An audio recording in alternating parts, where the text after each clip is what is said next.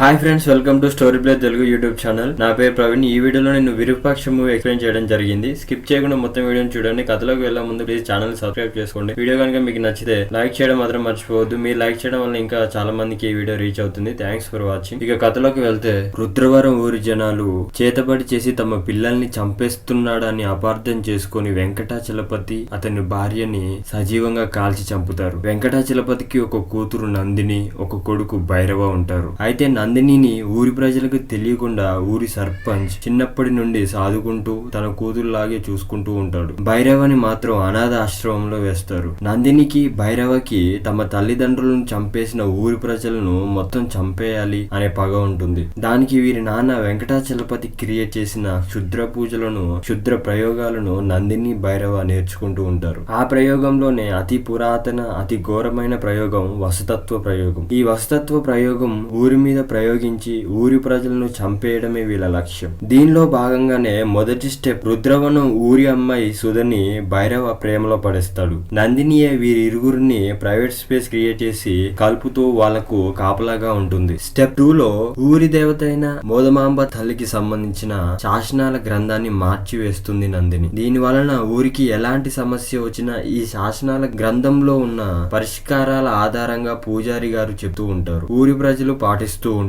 Step 3లో ఊరిలోని సిద్ధయ్య అనే వ్యక్తిపై క్షుద్ర మంత్రం ప్రయోగించి అతన్ని మోదమాంబ తల్లి జాతర జరిగే సమయంలో గర్భగుడిలో చనిపోయేలా చేస్తారు. సిద్ధయ్య గర్భగుడిలో చనిపోయేసరికి ఊరికి కీడు సంభవించిందని శాసనాల గ్రంథం ఆధారంగా చేసుకొని ఊరిని అష్టదిగ్బంధం చేస్తారు. ఈ అష్టదిగ్బంధంలో ఊరు ఉన్నన్ని రోజులు బయట వాళ్ళు ఊరిలోకి రాకూడదు, ఊర్లో వాళ్ళు అష్టదిగ్బంధాన్ని దాటి పోకూడదు అని చెప్తారు. ఈ నియమం దాటి వెళ్తే ఊరికి ప్రమాదం అని శాసనాల గ్రంథం ద్వారా పూజారి చెప్తాడు. స్టెప్ 4లో మొదటి స్టెప్ లో సుధా అనే అమ్మాయిని ప్రేమలో పడేశారు కదా. ఈ 4వ స్టెప్ లో సుధాని అష్టదిగ్బంధం దాటించి తనను పెళ్లి చేసుకోవడం కోసం భైరవ రైల్వే స్టేషన్ కి రప్పిస్తాడు. అక్కడ భైరవ తనని తాను సుధా ఎదురుగా ఆత్మార్పణం చేసుకుని చనిపోయి కంటి చూపు ద్వారా సుధాలోకి ఆత్మగా వస్తాడు. రైల్వే స్టేషన్ నుండి మళ్లీ ఊర్లోకి తిరిగి వచ్చే దారిలో సుధాపై తేనెటీగతో దాడి చేయించి చనిపోయేలా చేస్తాడు. సుధా చనిపోయే సమయంలో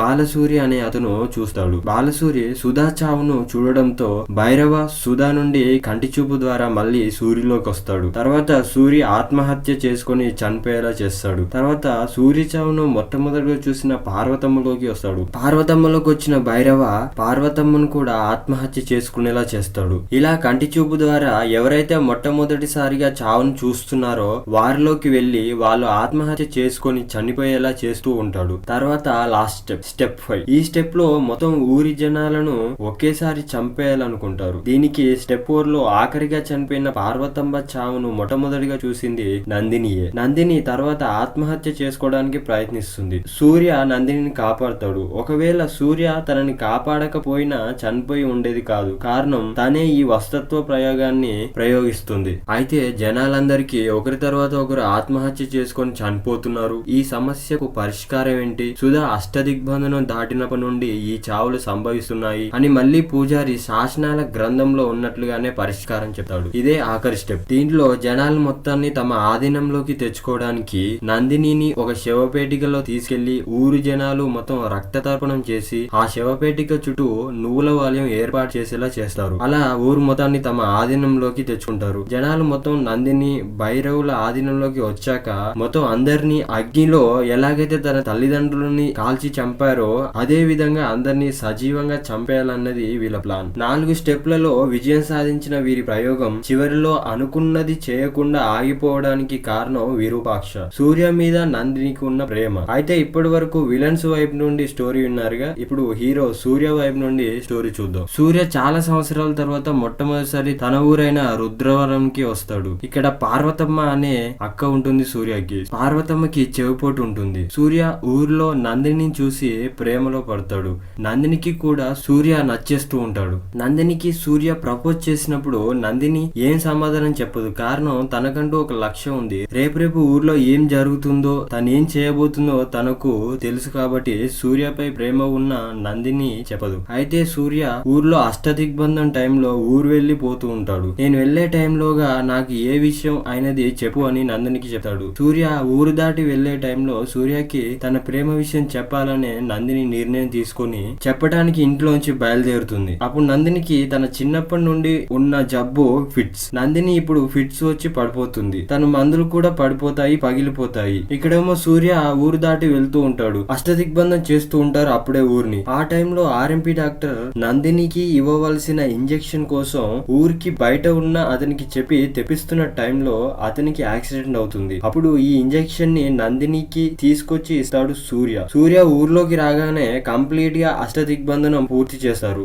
మళ్ళీ సూర్య బయటికి వెళ్ళకూడదు. సూర్య తెచ్చిన మెడిసిన్ వల్లనే నందిని చావు చివరిలోకి వెళ్లి బ్రతికి బయటపడుతుంది. అప్పటి నుండి నందిని సూర్య మీద అంతులేనంత ప్రేమ పెంచుకుంటుంది. తన నాన్న వెంకటాచలపతి మంత్రాల సహాయంతో సృష్టించిన లాకెట్ ని సూర్యకి రేపు జరగబోయే ప్రమాదంలో ఏం జరగకూడదు అని సూర్య మెడలో వేస్తుంది. ఊర్లో అష్టదిగ్బంధం ఎప్పుడైతే స్టార్ట్ అయిందో నందిని భైరవుల వసతత్వ ప్రయోగం మొదలు పెడతారు. ఊర్లో జనాలకి బాలసూరి చనిపోవడం, తర్వాత పార్వతమ్మ చనిపోవడం మాత్రమే తెలుసు. సుధా చనిపోయిన విషయం, అష్టదిగ్బంధ నియమం దాటి వెళ్లిన విషయాలేవి తెలియదు. పార్వతమ్మ చావుతోనే సూర్యకు అనుమానం మొదలవుతుంది. పార్వతమ్మ ఆత్మహత్య చేసుకునే మనిషి కాదు. తనకు చెవిపోటున్న చెవి ఒకటైతే తను పొడుచుకొని చనిపోయిన చెవి మరొకటి. సూర్య ఏం జరుగుతుంది ఈ ఊర్లో అని ఆలోచిస్తూ ఉంటాడు. అప్పుడు ఒక రోజు అష్టదిగ్బంధనాన్ని తాకి ఒక అఘోర ఈ ఊరిపై దుష్టశక్తుల ప్రభావం ఉంది, అందుకే 4 మరణాలు సంభవించాయని చెప్తాడు. దీన్ని బట్టి సూర్య పార్వతమ్మ కంటే ముందు చనిపోయిన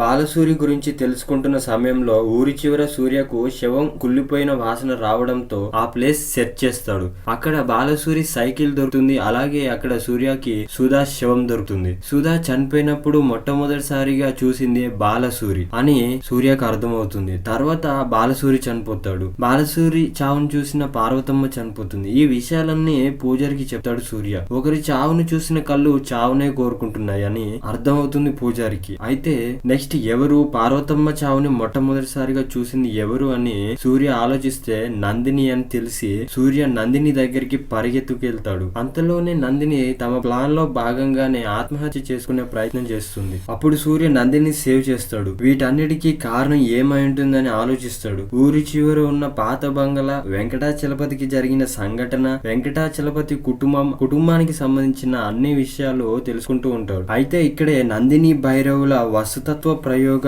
5th స్టెప్ మొదలవుతుంది. శాసనాల గ్రంథం ఆధారంగా పూజారి పరిష్కారం చెప్తాడు. ఈ చావులు ఆగాలంటే నందినిని చంపేయాలి, ఊరు జనాలు రక్త తర్పణం చేయాలి, లేదంటే ఒకరి తర్వాత ఒకరు చస్తూనే ఉంటారని. దీనిలో భాగంగానే నందిని దహనం చేయడానికి తీసుకెళ్తున్న టైంలో సూర్య ఆపి తనకు కొంచెం టైం ఇవ్వండి, నేను ఈ సమస్యకు పరిష్కరిస్తా అని అంటే దానికి పూజారి చంద్రగ్రహణం వచ్చే లోపే నీకు టైం ఇస్తున్నా, ఆ లోపు నువ్వేం చేయగలవో చెయ్యి. చంద్రగ్రహణం వచ్చిందంటే దుష్ట ప్రభావం పెరిగిపోతుంది. దాంతో సూర్య వెంకటాచలపతి కొడుకు భైరవని వెతుక్కుంటూ అనాథాశ్రమానికి పోతాడు. అక్కడ భైరవ చిన్న వయసులో ఎలా ఉండేవాడో తెలుసుకుంటూ ఉంటాడు. భైరవ చిన్న వయసులోనే తన తల్లిదండ్రులను చంపిన వాళ్ళని చంపేయాలని క్షుద్ర పూజలు, చేతబడులు, తాంత్రిక మంత్రాలు నేర్చుకునేవాడు. అప్పుడు సూర్యకి భైరవే ఈ రుద్రపురంలో చావులకి కారణమై ఉంటాడని భైరవని వెతుకుంటూ వెళ్తున్న దారిలో అఘోరాలు కనిపిస్తారు. అప్పుడు జరిగిన విషయాలు అఘోరాకి చెప్తే అఘోర ఊరిపై వసతత్వ ప్రయోగం చేశారని, ఇలాంటి ప్రయోగాలు చేయాలంటే గాలి, వెలుతురు, శబ్దం చేరని చోట ఉండాలని సూర్యని భైరవ క్షుద్ర పూజలు చేసే చోటికి తీసుకెళ్తాడు. అక్కడ సూర్యకి ఇన్నాళ్ళు సుధని ప్రేమించిన వ్యక్తి కుమారే భైరవ అని, ఊర్లో ఉన్న దేవత యోధమాంబ తల్లి శాసనాల గ్రంథాన్ని మార్చి భైరవ క్రియేట్ చేసిన గ్రంథాన్ని రీప్లేస్ చేశారని అర్థం అవుతుంది. అప్పుడు భైరవ ఆత్మార్పణం చేసుకుని చనిపోయి సుధలోకి చేరి సుధ నుండి బాలసూరికి, బాలసూరి నుండి పార్వతమ్మకి ఇలా అందరిని ఆత్మహత్య చేసుకుని చనిపోయేలా చేసి తర్వాత మొత్తం జనాలని చంపేయాలన్నదే వీళ్ళ అంతిమ లక్ష్యం అని అఘోర చెప్పిన మాటలకు సూర్య షాక్ అవుతాడు. భైరవ ఆత్మ మాత్రమే, వసతత్వ ప్రయోగం చేసే వ్యక్తి ఊర్లోనే ఉన్నారు, ముందు వాళ్ళని పట్టుకోవాలి, లేదంటే ఊర్లో జనాలంతా చనిపోతారని అఘోరతో మళ్ళీ సూర్య ఊర్లోకి వస్తాడు. సూర్య అఘోర ఊర్లోకి వచ్చేసరికి నందిని భైరవులు ఊరి జనాలందరినీ తమ మంత్రశక్తితో తమ ఆధీనంలోకి ఆహ్వానించుకుంటారు. కానీ వీళ్ళలో ఊరి సర్పంచ్, నందినిని పెంచుకున్న తండ్రి హరిశ్చంద్ర ప్రసాద్ కనిపించడు. హరిశ్చంద్ర ప్రసాద్ పై అనుమానంతో సూర్య అతని ఇంటికి వచ్చి సెర్చ్ చేస్తున్నప్పుడు సూర్యకి వెంకటాచలపతికి కూతురు కూడా ఉంది, ఆమె నందిని అని తెలిసి నందినిని కాపాడడానికి ఇదంతా చేస్తున్న సూర్య ఇప్పుడు నందినియే జనాలందరినీ చంపేస్తున్నా అని బాధపడిపోతాడు. వెంటనే నందిని చేసే దారుణాన్ని ఆపడానికి